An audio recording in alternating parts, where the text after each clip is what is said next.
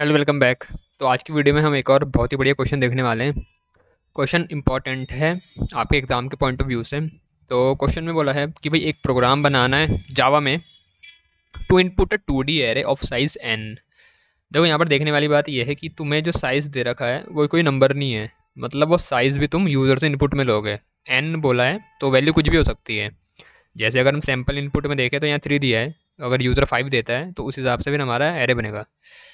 और उन्होंने यहाँ बता दिया कि भी रो और कॉलम दोनों एन के बराबर होंगी। तो मतलब अगर तुम्हें एन की वैल्यू 3 दी है तो मतलब 3 रो होंगी और 3 कॉलम होंगी, जैसा कि हमें दिख रहा है। 4 दिया होता तो 4 रो होती और 4 कॉलम होती। बात समझ में आ रही? आगे बोला है and print the array in matrix form. तो मैट्रिक्स फॉर्म मतलब इस तरीके से हमें एरे को प्रिंट करके दिखाना है। तो देखो, अगर तुम इस वीडियो पे सीधा आए हो और समझ नहीं आ रहा कि ये है क्या, तो मैं तुमसे रिक्वेस्ट करूंगा कि इससे पहले मैंने जो 2D एरे की वीडियो बनाई है जहाँ मैंने बेसिक समझाए हैं उनको देख लो एक बार कि ये मैट्रिक्स फॉर्म में हम प्रिंट करते कैसे हैं, इसका लॉजिक कैसे बनता है और इनपुट हम कैसे लेंगे, उसका लॉजिक क्या होता है। ठीक है, अगर ये नहीं देखा है तो एक बार देख लो, देखा है तो आप मेरे साथ कंटिन्यू कर सकते हो। तो इस क्वेश्चन का सोल्यूशन देखते हैं। सबसे पहले क्लास बना लेंगे। देखो यहाँ पर मैं इंपोर्ट कर रहा हूँ स्कैनर क्लास को। Import Java dot यूटिल dot scanner. ठीक है, तो क्योंकि इसका हम यूज़ करेंगे, क्यों करेंगे यूज़? इनपुट लेने के लिए। ठीक है जी। अब हम मेन मेथड बना लेंगे। मेन मेथड बनाया, उसके अंदर एक स्कैनर का ऑब्जेक्ट बना लेते हैं। Scanner S equal to new scanner system dot in. ठीक है, ये हो गया। तो हमने एक स्कैनर क्लास को पहले इंपोर्ट कर लिया, क्लास बना ली टेस्ट नाम की। एक मेन मेथड है, उसके अंदर हमने स्कैनर का ऑब्जेक्ट बना रखा है एस नाम का। ठीक है, अब हमें क्या बोला था, क्वेश्चन पे चलते हैं, पढ़ते हैं और देखते हैं। बोला था भाई प्रोग्राम बनाओ, एक 2D एरे को इनपुट में लो। तो पहले तुम्हें ये समझ में आना चाहिए कि 2D एरे को इनपुट में लेने से पहले तुम्हें डिक्लेयर करना पड़ेगा। डिक्लेयर करने के लिए बनाते हैं। देखो इंटीजर टाइप का बोला था क्वेश्चन में। क्वेश्चन में यहाँ पर लिखा हुआ है कि एरे है तुम्हारा, आ गया क्वेश्चन, ये रहा। इंटीजर टाइप नहीं लिखा है यहाँ पर, तो याद रखना। अब नहीं लिखा है तो मतलब ये है इंटीजर टाइप का जो हमें लेना है, क्योंकि हमें इनपुट से दिख रहा है इंटीजर टाइप के हैं। ठीक है, वैसे तुम्हें लिखा हुआ मिल जाएगा। तो write a program in Java to input a 2D array of size n। हाँ तो ठीक है, हमें दिख के पता चल रहा है कि इंटीजर टाइप का है। ठीक है ना, तो हम इंटीजर टाइप का बनाएंगे। इंट, मैंने ए रख दिया नाम, इक्वल टू न्यू इंट। अब यहाँ पर साइज उसका बोला था n। करेक्ट है ना बात? क्वेश्चन में बोला था कि n साइज का होना चाहिए, मतलब उसकी रो और कॉलम है वो n होना चाहिए। जो यूज़र इनपुट में देगा n की वैल्यू हमें नहीं पता क्या है, पर हमें नहीं पता तो हमें इनपुट में लेना पड़ेगा ना। तो n जो मैंने यहाँ डाला है इसकी वैल्यू मतलब मेरे को पहले से पता होनी चाहिए। तो इसलिए जहाँ मैं ये एरे को डिक्लेयर कर रहा हूँ उससे पहले हमें ये n की वैल्यू लेके रखनी पड़ेगी अपने यूज़र से एज अ इनपुट। यहाँ तक क्लियर है ना बात? ठीक है, तो मेरे को अगर इनपुट लेके रखना पड़ेगा तो मेरे को इससे ऊपर एक लाइन लिखनी पड़ेगी यहाँ पर। पहले तो यूज़र को बता देंगे। ठीक है, system dot out dot print L N. क्या बताएंगे उसे? Enter the size of array. ठीक है, कि भी तू एंटर कर दे, enter the size of array.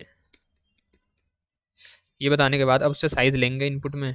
तो साइज़ में एक इंटीजर टाइप का वेरिएबल बनाऊंगा जिसका नाम होगा n, क्योंकि n में ही तो लिखना है, लेना है मेरे को वैल्यू। और एस सी डॉट किसका यूज़ करेंगे? Next int. Next int method हमारा इंटीजर इनपुट लेने में मदद करता है। तो मैंने इंटीजर एक इनपुट में लिया, मान लो उसने यहाँ से वैल्यू 3 दी, तो 3 चले जाएगा n में।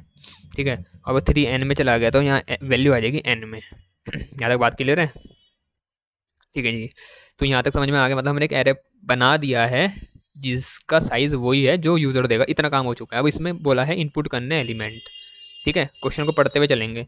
बोला तो इनपुट 2D एरे, तो अब इनपुट करना रह गया है। अभी बना के रख दिया, खाली ढांचा बनाया है, डेटा नहीं है उसमें। डेटा उसमें डिफ़ॉल्ट वैल्यू है। डिफ़ॉल्ट वैल्यू क्या? 0 0, क्योंकि इंटीजर टाइप का जब तुम एरे बनाते हो तो डिफ़ॉल्ट वैल्यू 0 आ जाती है। पर हमें यूज़र से लेनी है वैल्यू।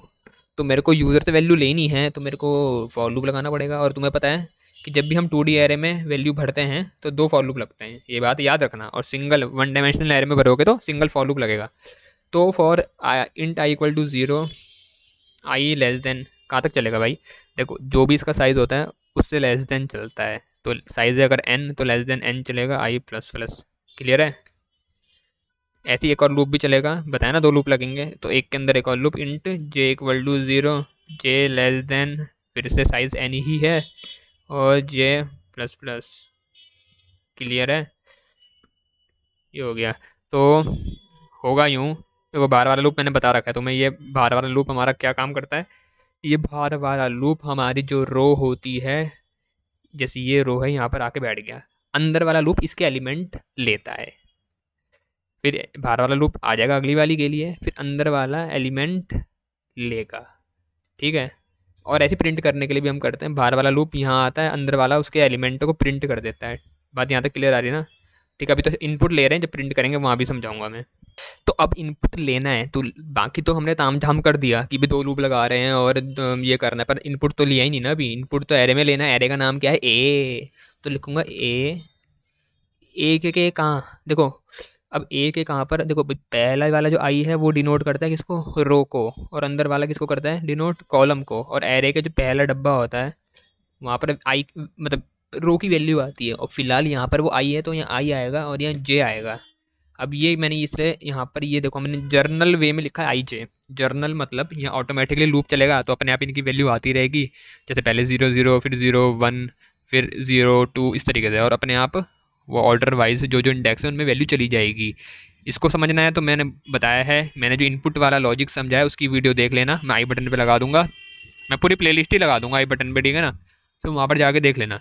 तो वहाँ पर मैंने समझाया हुआ कि किस तरीके से यहाँ पर वैल्यू बनती हैं, कैसे आती हैं। तो मैं इसमें यहाँ पर वो पोर्शन स्किप कर रहा हूँ क्योंकि फिर ये वीडियो लेंदी हो जाएगी, ठीक है? तो तुम उसको जाके देख सकते हो जिनको नहीं पता है।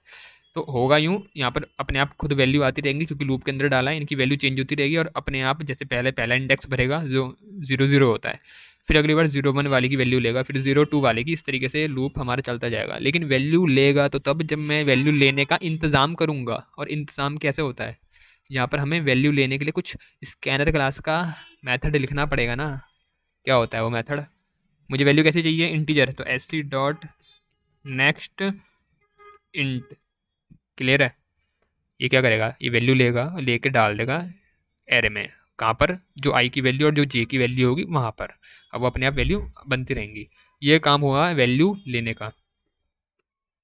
यहाँ पर हम अच्छी सी कमेंट भी डाल देंगे, क्या, logic to input element in the array, logic to input elements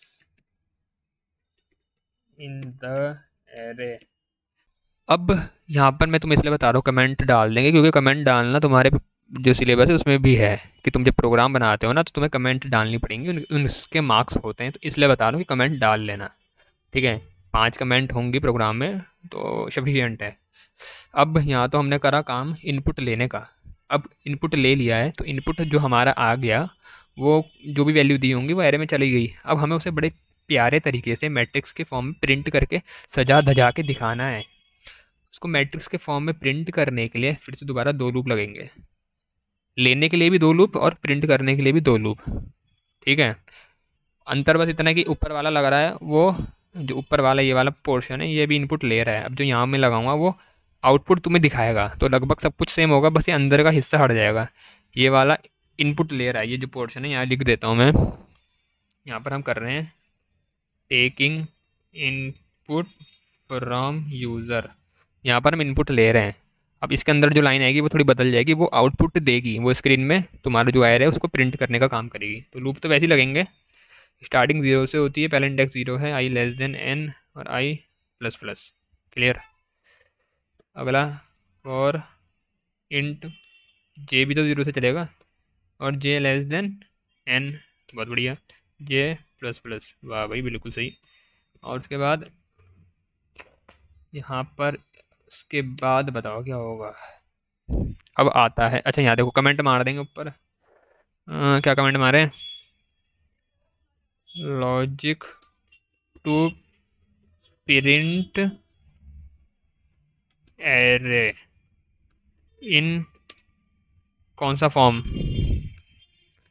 matrix form, ठीक है ना? मैट्रिक्स फॉर्म में प्रिंट करने का लॉजिक है। अच्छा तो अंदर यहाँ पर, अब यहाँ पर क्या करना है, बाकी तो हमने कर दिया पूरा इंतज़ाम, मंडप सज गया है, बस यहाँ पर दूल्हे को लाना है। तो दूल्हे को लाना है मतलब प्रिंट करने की लाइन लिखनी है, तो वो क्या होगी, भाई प्रिंट करने के लिए system dot out dot print वाले का यूज़ करेंगे, system dot out dot print. System dot out dot print क्यों बोला मैंने, प्रिंट ln क्यों नहीं बोला, क्योंकि ये बात ध्यान में रखो, हमें जब प्रिंट करना है वो एक लाइन में प्रिंट करना है पहले, ठीक है ना। तो एक लाइन में चीज़ें तभी प्रिंट होंगी जब तुम प्रिंट वाले मेथड का यूज़ करोगे। तो system dot out dot print का यूज़ किया, और प्रिंट क्या करना है, एरे को। कौन सा एरे, ए नाम का। ए नाम के एरे की कौन सी वैल्यू, जो आई और जे वाले इंडेक्स में होगी। तो अंतर समझ में आया। ऊपर का हिस्सा जो ये है यहाँ से यहाँ तक, और जो हिस्सा यहाँ से यहाँ तक एग्जैक्टली सेम है, बस इस लाइन को छोड़ के, ठीक है। तो इसको छोड़ के क्यों, क्योंकि यहाँ पर ये प्रिंट कर रहा है तुम्हारी स्क्रीन में, ऊपर वाला वैल्यू ले रहा था तुम्हारे से और डाल रहा था एरे में, अंतर बस इतना है। तो यहाँ पर मैं लिख दूंगा printing values of array. Clear हो रही चीज़ें, ठीक है। अब यहाँ पर तो मैंने प्रिंट लिखा है, तो ये करेगा क्या, एक लाइन में चीज़ें प्रिंट करते हुए चलेगा। जैसे ये आया यहाँ पर अंदर वाला लूप, 1 प्रिंट किया, फिर 2 प्रिंट किया, फिर 3 प्रिंट किया। अब जब उसने 3 चीज़ें प्रिंट कर दी, 3 चीज़ें कैसे प्रिंट होंगी, क्योंकि देखो खुद देखो अंदर वाला लूप कितना चल रहा है, 0 से लेके n। तो अगर n की वैल्यू होती 3, अगर जैसे यहाँ पर 3 दिख रहा है, तो मतलब अंदर वाला लूप कितना चलता, 0 1 2 <3, मतलब 0 1 2, और 0 1 2 कितना हुआ, 3 हुआ ना, 3। 0 एक हो गया, 1 दूसरा, और 2 तीसरा, मतलब 3 बार चल रहा है। तो 3 बार चल रहा है, तो इसलिए 3 चीज़ें प्रिंट करेगा। उसके बाद इस लूप की बॉडी हुई ख़त्म। अब 3 चीज़ें प्रिंट हुई, बहुत बढ़िया। उसके बाद लूप की बॉडी ख़त्म हुई, तो उसके बाद हमें क्या करना है, 3 चीज़ें प्रिंट करने के बाद हमें यहाँ से अगली लाइन में आना है। और अगली लाइन में आने के लिए कीबोर्ड में होता है एंटर बटन, और जावा में होता है system dot out dot print L N. तो इसलिए इसके बाद हम यहाँ लिखेंगे system dot out dot print L N, Java का एंटर बटन। ये क्या करेगा, ये एंटर मार देगा। तो मतलब जब मेरी पहली रो, ऐसा समझ लो, जब मेरी पहली रो प्रिंट हो रही, उसके बाद एंटर मारेगा ये, फिर दोबारा जब ऊपर जाएंगे वैल्यू इसकी 1 होएगी, फिर यहाँ आएंगे, उसके लिए ये रो अगली वाली रो को प्रिंट करेगा, जो कि क्या है, ये है 4 5 6। उसके बाद ये वाला फिर से एंटर का काम करके हमें तीसरी वाली के लिए नीचे पहुंचा देगा, ठीक है। तो तभी तो हमारा मैट्रिक्स फॉर्म में प्रिंट होगा एरे। बस ये याद रखना, जब अंदर प्रिंट करते तो वहाँ प्रिंट आएगा, नीचे करोगे तो प्रिंट एल एन आएगा। ये हो गया। उसके बाद क्या करना है, एरे प्रिंट कर दिया, एक लाइन लिख देंगे यहाँ पर ताकि पता चल जाए यूज़र को कि भाई प्रिंट कर रहे हैं। तो system dot out dot print L N, क्या प्रिंट लिखें, प्रिंटिंग एरे, या लिख देते हैं array in matrix form, array in matrix form, ठीक है। और चलो ये तो बहुत बढ़िया है। तो बन गया प्रोग्राम, चला के देखते हैं। रन किया, कहीं पर कुछ हुआ है, अच्छा यहाँ पर सेमीकोलन नहीं आया, ठीक है, लग गया। और रन करते हैं।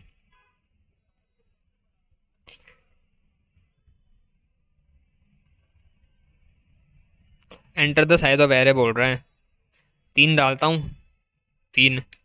अब एलिमेंट देने पड़ेंगे थे, तो एलिमेंट क्या थे, 1 2, 1 second, enter the size of array. देखो हाँ, एक काम करते हैं, यहाँ पर एक और लाइन लिख देते हैं कि enter the element in the array, वरना हमें पता ही नहीं चलेगा कि हमें मतलब हमें तो पता है, पर थोड़ा प्रोग्राम अच्छा लगना चाहिए ना। प्रिंट एल एन यहाँ लिख देता हूँ,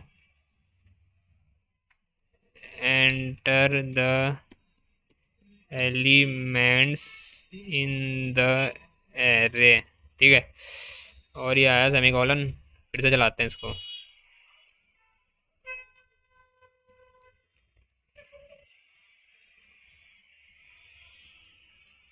उसने बोला साइज बताओ, ये दिया साइज। उसने बोला एंटर करो एलिमेंट। अब ठीक लग रहा है ना थोड़ा, पहले ये लाइन नहीं आ रही थी, अब थोड़ा अच्छा लग रहा है देखने में। 1 2 3 4 5 6 7 8, और ये दिया 9। तो array in matrix form print हो रहा है, दिख रहा होगा तुम्हें, 1 2 3 4 5 6 7 8 9। अब मैं चाहता हूँ कि थोड़ा अच्छा दिखे और इनके बीच में स्पेस आ जाए, मतलब 1 2 3 इनके बीच में थोड़ा स्पेस आ जाए, ब्लू चिपक चिपक के ना आए। तो तुम एक काम कर सकते हो, जहाँ तुम प्रिंट कर रहे थे यहाँ एक प्लस करके स्पेस भी डाल सकते हो ऐसे। इससे होगा यूँ, थोड़ा हमें अच्छा आउटपुट दिखेगा ये मैंने बात पहले भी तुम्हें समझा रखी है। तो फिर से मैं तुम्हें चला के दिखाऊं तो दिया मैंने 3, फिर 1 2 3 4 5 6 7 8 9। अब थोड़ा अच्छा दिख रहा है ना, 1 2 3 4 5 6 7 8 9। ठीक है, तो उम्मीद है भाई वीडियो अच्छी लगी होगी और चीज़ें समझ में आई होंगी। ठीक है, वीडियो अच्छी लगी है तो लाइक कर देना, सब्सक्राइब भी कर लेना और अपने दोस्तों के साथ शेयर कर देना। कमेंट भी करके बता दिया करो कि भैया जो भी तुम्हारे ओपिनियन है। ठीक है, और कुछ सजेशन है या कोई तुम्हें क्वेश्चन है जो तुम्हें जिसका सोल्यूशन चाहिए तो मुझे बता देना कमेंट में। टाइम मिलेगा तो मैं उस पर वीडियो बना के आपको दे दूंगा। तो इस वीडियो में इतना ही था, इस कोड को नोट कर लेना, कहीं भी डाउट रहता है तो कमेंट करके पूछ सकते हो। जल्दी मिलता हूँ फिर से किसी और इम्पॉर्टेंट 2D एरे के क्वेश्चन के साथ। Thanks for watching.